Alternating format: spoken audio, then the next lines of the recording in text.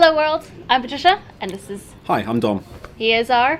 campaign designer. Yes, and we're from Creative Assembly, and we are about to do a Let's Play video on the campaign map. So, do you want to walk me through what we're going to see today? Yep, well, we're going to begin off just by showing you the front end and introducing you to the factions that we've been revealing over the past while. Sweet. This is the front end at the moment.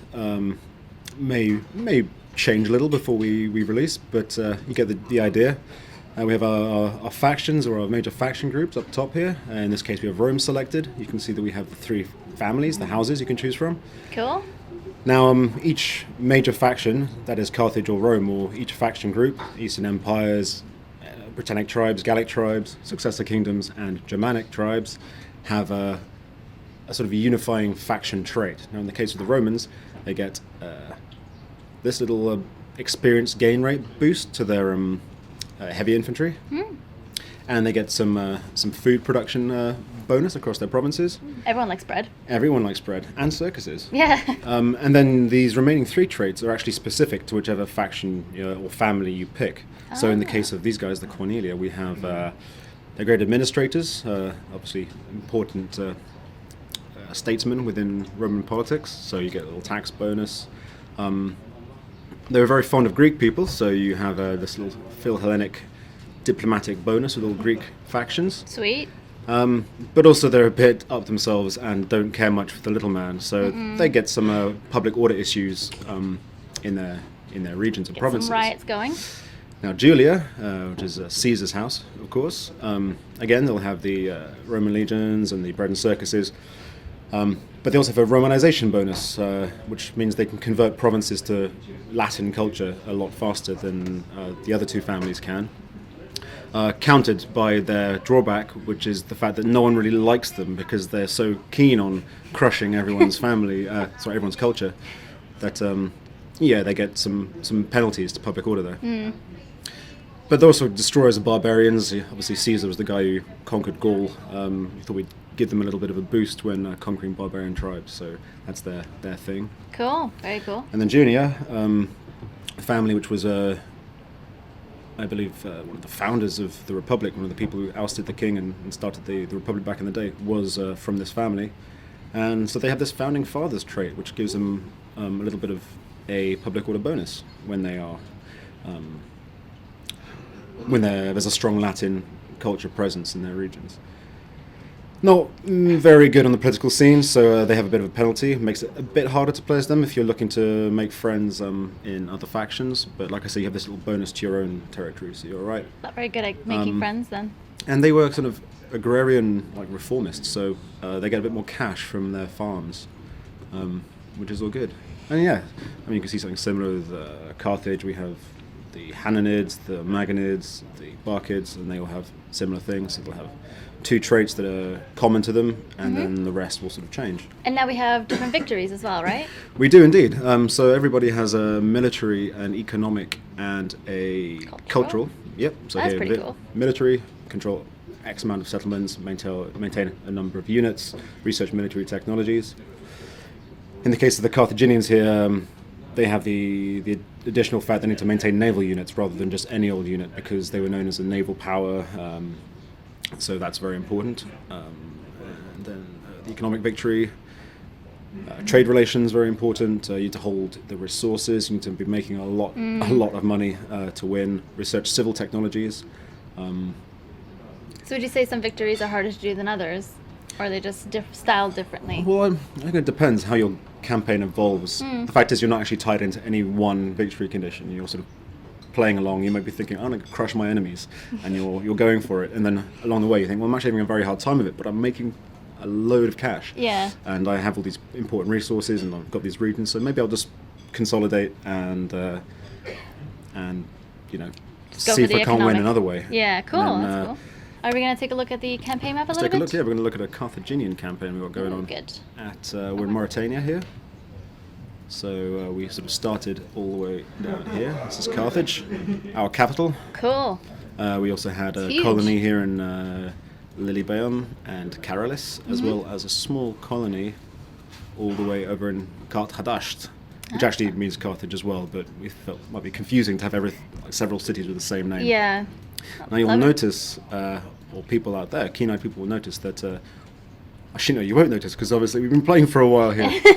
But yeah, in the start pause, originally we gave this territory to Carthage. Right. But we kind of adjusted it now, so we, rather than giving them the entire north of Africa, they're an interesting faction to start with because they're spread out. So here they have Carthage, they're here, and all the way over in Spain.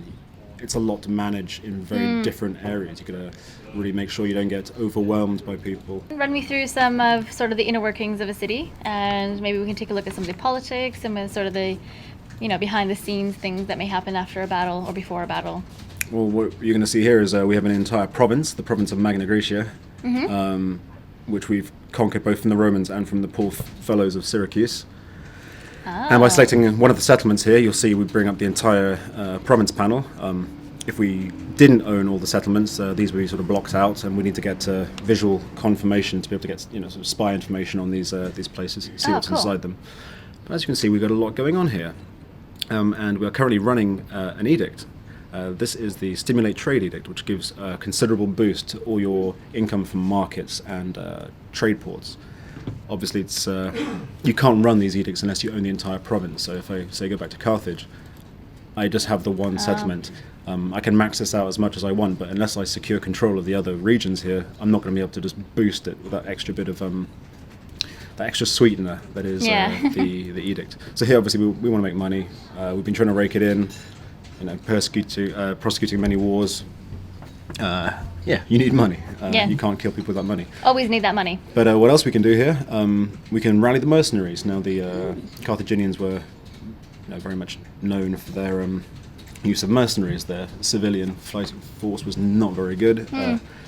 Lots of their own citizens were fighting in the navy. But so if you want to add to your mercenary units, you can, when you have an entire province, go to rally mercenaries.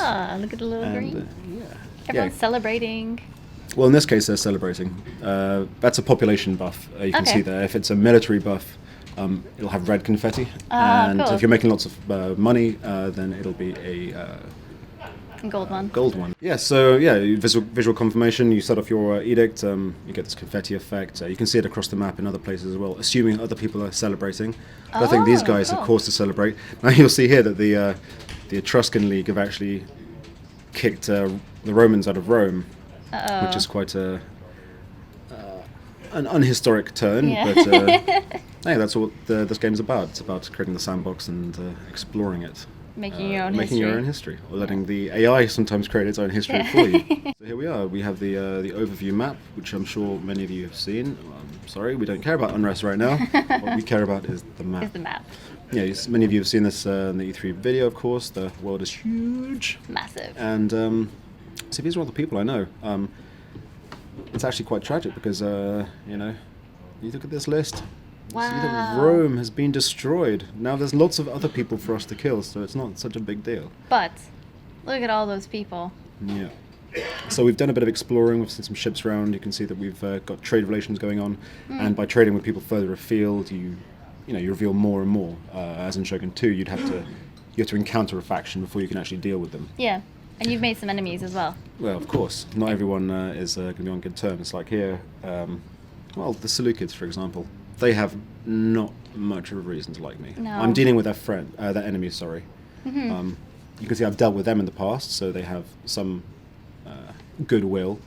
But when combined with the fact that I'm basically trading and being all pally with some of their worst enemies, it doesn't add up very well.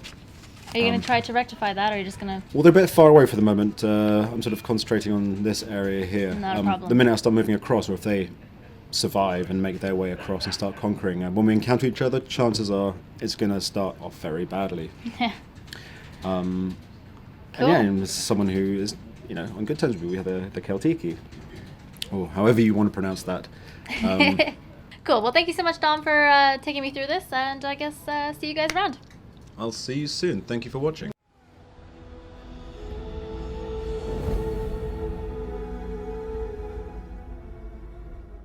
Rome 2 is epic in scale. It's a world-spanning, world-conquering game. To create that grandeur and that epic sense of scale, we need to create audio that really supports that.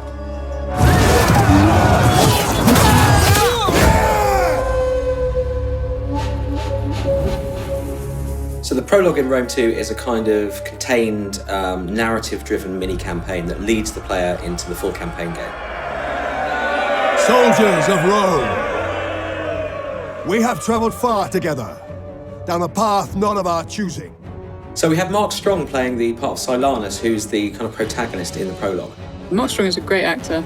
He's worked in numerous films, Kick-Ass, Sherlock Holmes. Mark is perfect for the role. He's got power and gravitas. You can just feel the strength in his voice when he delivers a line. Fate and the cruelty of man compelled each of us to draw our weapons, stand back to back, and defend our lands against the common foe. He kind of starts off as a mid-rank Roman commander, and then as the prologue progresses, he sort of rises up in rank to eventually become a proconsul. He's a very accomplished military commander, the kind of guy you would follow into battle.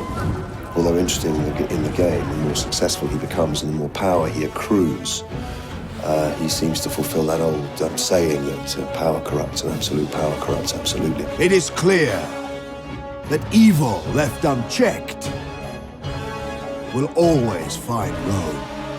It's very important you understand the character you're playing in order to give the game some life. We shall forge our destiny together! If you're trying to find a way to give him gravitas and make him believable, you've got to make the lines sound like somebody who you would follow into battle. We did not seek this war. It is our homes that burn. So I've given him a kind of gravelly strength. He definitely draws the player into the game right from the start. He sort of builds up his character really well, and just kind of the weight and command in his voice works really well. My work this morning, there's been a lot of rallying call to battle, so as far as I'm concerned, Romans spend most of their time fighting, it seems to me. For Rome!